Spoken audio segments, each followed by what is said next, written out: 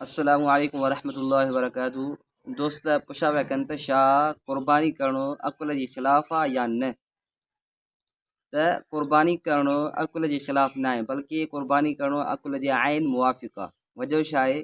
छो त आवाम में इहो शुऊर ऐं रवाजु रहियो आहे त अदना शइ खे आला जे लाइ क़ुर्बान कयो वेंदो आहे। मिसाल जे तौर ते जेकॾहिं तव्हांजी आंगुर खे को ज़हरीलो नांग ॾंग थो हणे त इन सूरत में चयो वेंदो आहे त बाबा इन जी आंगुर खे कटियो त जीअं ईअं न थिए जो सुभाणे इन जे जिस्म में इहो ज़हर फैलिजी वञे। त हाणे हीअ अदना आंगुर पंहिंजे पूरे जिस्म लाइ ॼण क़ुर्बानी ॾिने। ऐं अहिड़े तरीक़े सां अदना खे आला जे लाइ क़ुर्बान कयो वेंदो आहे। उनजो ॿियो मिसाल इहो आहे त ॾिसो भंगी आहे, भंगी अदना आहे, लेकिन इन्हनि खां इहो ई कमु वरितो वेंदो आहे जेको हमेशह कंदा आहिनि। गेट साफ़ु करणु, नालियूं साफ़ु करणु, इहो कमु वरितो वेंदो आहे।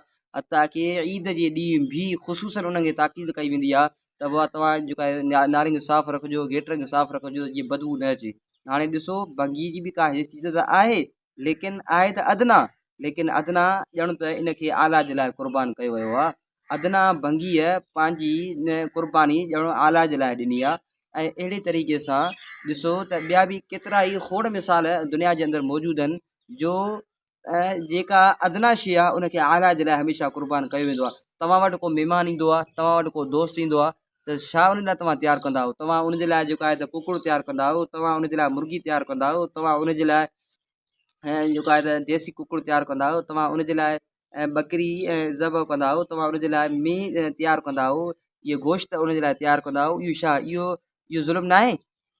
त इन हवाले सां हिते बि ॾिसो त अदना खे आला जे लाइ क़ुर्बान कयो वियो आहे। कॾहिं बि को माण्हू न चवंदो हिते बा त उहो ज़ुल्म थो करे।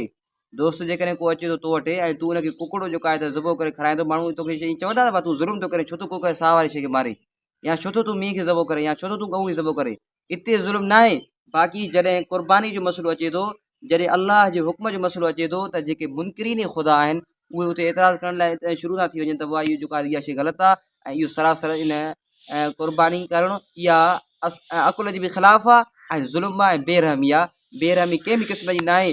ॾिसो तव्हां जेके ॿाहिरि मुल्कनि जा उहे इदारा जेके साह वारी शइ खे मारण जा क़ाइल बि न आहिनि, पर जॾहिं माण्हू कुझु ज़ख़्मी थींदा आहिनि त ज़ख़्मी जे लाइ जॾहिं डॉक्टर चवंदा आहिनि त बाबा तव्हां कुझु ही जीवड़ा असां तव्हांखे ॾसियूं था जानवर, उन्हनि खे मारे अचो, असां उन्हनि जी दवा ठाहे करे हिनखे ॾींदासीं।